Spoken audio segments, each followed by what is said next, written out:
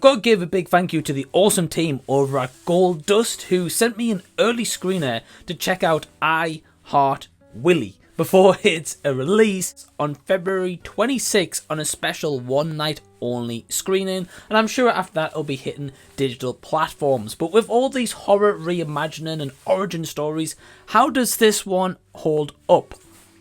Well, it's better than The Mousetrap.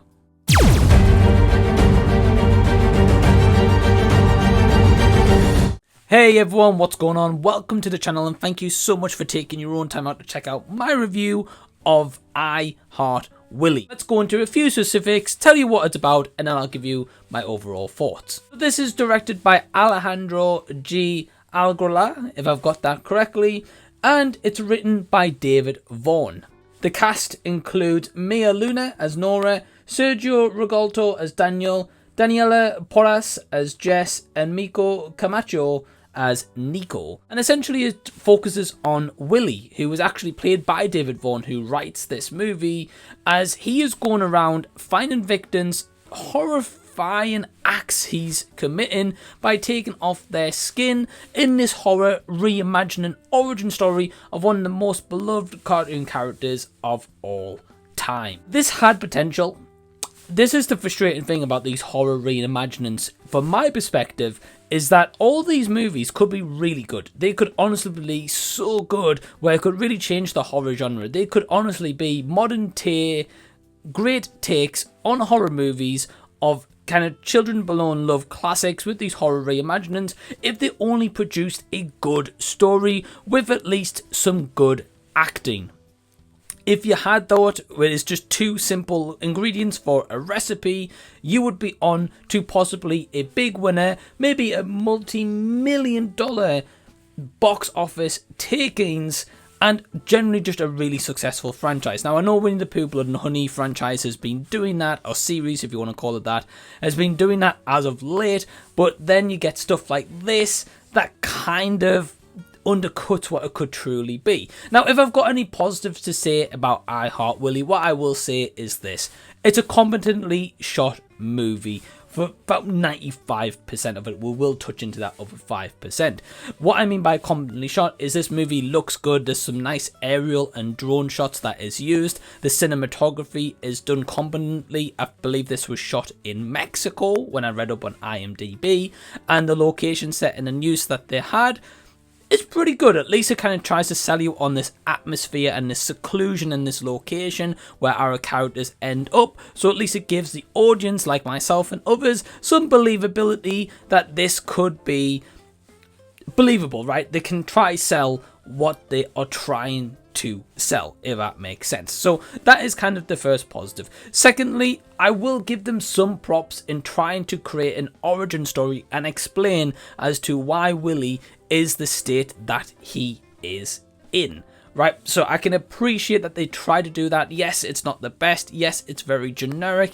Yes, it's very cookie cutter, and it's not exactly one where I was like, wow, I really feel sympathy for them, right? I don't feel sympathy for them at all. I didn't get that emotional attachment to this movie whatsoever.